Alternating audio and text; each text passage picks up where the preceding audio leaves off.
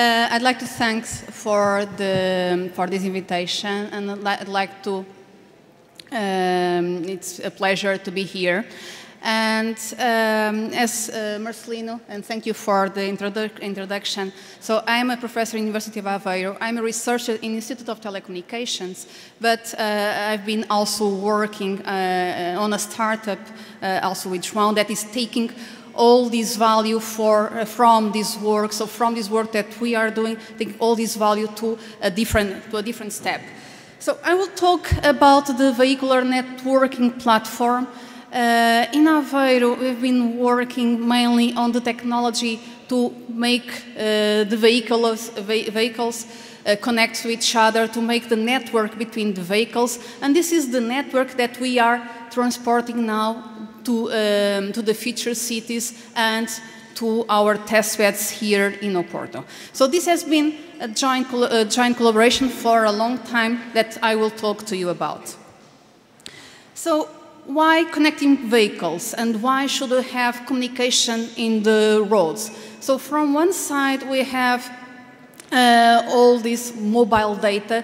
We know that more and more we are having new services, we are having an increase on video services, and this is very difficult if we have all the users in the cars accessing all this information. So it is important to use other types of technologies in the roads.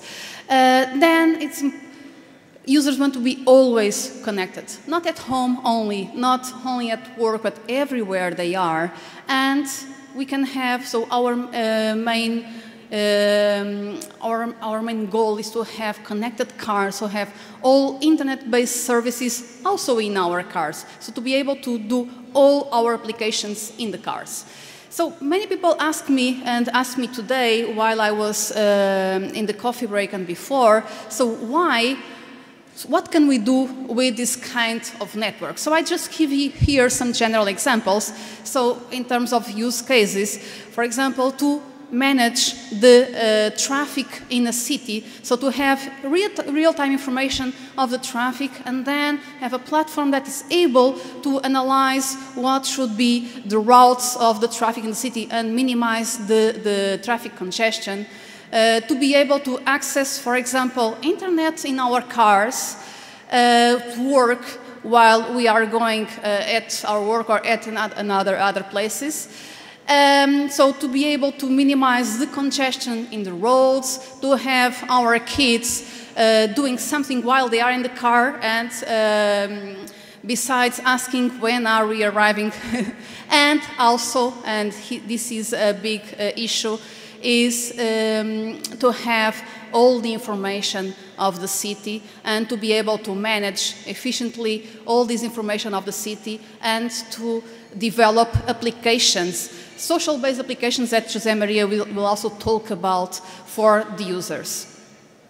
So what is a mesh between vehicles? What is communication between vehicles? I have here an example that we could have now in Porto, where we have cars, we have buses, and one of these cars or one of these buses is connected to a fixed station, to a hotspot, or even to cellular network, and then is providing through what we call multi-hop. So it's providing connection to the other car and to the other car, in the end forming what we call this mesh in the city. So we would be able to have the city covered by a wireless network. This is an example of the harbor, and we are working with Porto de Leixões with this. So here we can have the trucks, we can have the boats, we can have the cranes, we can have the containers, all of them connected, and being able to feed a platform that controls all operations in the port. And we could think that, okay, we can have Wi-Fi, and we can have normal Wi-Fi in our cars. But the problem is that it's very, very difficult, because Wi-Fi is not prepared from one side to this outside environments where we need ranges of communications, not in the order of dozens of meters, but in the order of almost 1 kilometer. And it's also very difficult because we have a very dynamic environment. This means that the cars, they are moving around, the buses are moving around, and normal Wi-Fi is not able to work in these environments. So that's why we've been developing a different technology, a technology for cars, which is Wave. And in the University of Aveiro, we started working and developing this technology from scratch. At that time, we were thinking, okay, so let's have the technology to make the communication between the cars and train the city. And then in the end, we realized that the value of this technology and the value of all these use cases that we can have is much larger. So we developed the technology, and going back to 3 years ago, we started some tests. So actually, we started lots of tests. In 1 month, we have done only in tests more than 1,000 kilometers of testing. Sorry. And these were some images of our tests. So we wanted to have, and we promised to have these 500 vehicles connected in the city, but we needed to develop our own prototype because there were no equipments available at that time, and the ones that were available were very, very expensive. So that's why we started this job. And after we were able to prove our technology, so then we started to install here in Oporto. We started to install here, and we have here some images that show the installations. And I'd like also to emphasize that this process is somehow complicated process. So you can imagine that we go to all the cars, and we have been working with the buses in Oporto and performing this installation. And we are very, very thankful for the availability. So these are some figures of installation. So we have here some antennas, and actually these antennas were made by Luis Braz that will talk afterwards. Besides installations in the cars, we also installed some fixed stations. And here I have some examples on the City Council of Porto, but also you can see there installation of our equipment in the traffic lights. And again, it's very important to have the availability of the city councils and to provide us the infrastructure for us to be able to connect. But we could think that the work is done, but there is still some work to do. And here in the first image, you can see actually one, so this is Philippe, and Philippe was doing the installation in a bus, but the bus was in this very strange position, but he was doing the installation anyway. And you can see also that besides all this work, there are many things that we still need to do.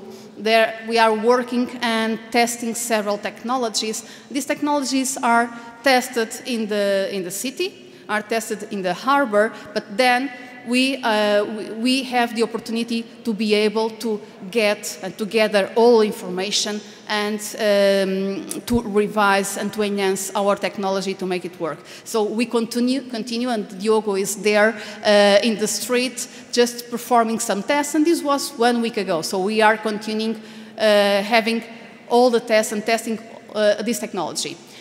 So in the end, so after this time, so we were able to build our network.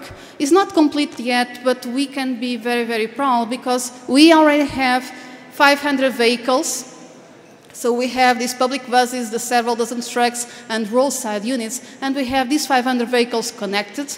They are gathering data. We are performing our tests to improve our network. And we can also be proud to say that this is the only one in the world. So this type and the scale of this testbed is here, here in Portugal. So what are we doing? So we are now checking all the connectivity between the vehicles. We are improving the communication to see what is the quality of service, what is the bandwidth that we can give, that we can assure to the users, because this will also define the kind of services that we can have. So this is a real-time visualization of our testbed, and I took a snapshot yesterday around 11 a.m. Okay, so you can see this is the status. So this is not a mock-up. This is something real that is working now. And this is a snapshot, but in our platform, you can see all these vehicles going around. So they are actually moving, and we can see it in the platform. But here they are, the 500 vehicles. And of course, so we need to measure, we need to make sure that all this is working. So here, I give you an example. In the harbor of Leixões, here we have the trucks, and these are the trucks that have our boxes, our technology installed. And here you can see the connections that are being established between the trucks. So we have here the mesh, the vehicular mesh of the trucks. So they communicate, they can get information, they can transfer this information to the infrastructure, to the cloud, to the platforms that organize all the operations in the truck. So you can see here, so the whole network is connected from one side to the other of the harbor. Okay.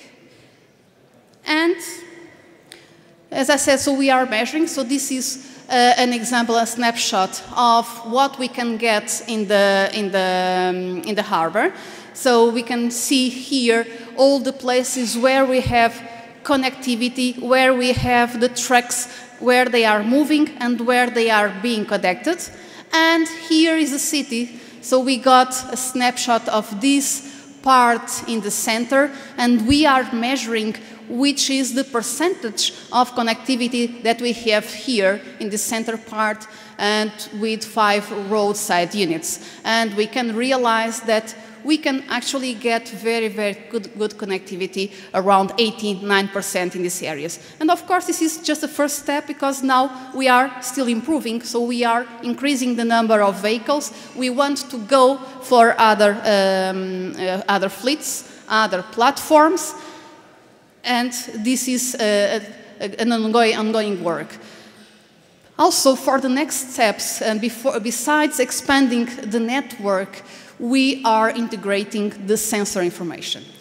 So we want to have sensors in the buses, we want to have sensors in the street, and then the buses will be able to collect the information from these sensors, not only from the buses, but also the ones that are fixed in the network. So sensoring like temperature, like humidity, like pollution, and so on. This is very, very important to then manage the traffic, then manage all the information, all the infrastructures in the city also. Besides the sensors, we also have cameras to count people, cameras to count the number of vehicles, and any type of information that we can think about. And we want to, of course, improve driving and traffic efficiency. So, thank you all. I'd like to thank all the institutions, all the organizations that helped us, because it is very, very difficult. This is a very large work, and we had to have access to infrastructure. We had to have access to buildings, to many things that we really had to have the collaboration with. I also include here all the people that were in the technology, in the testbed. Somehow they helped to make this testbed work. Thank you all.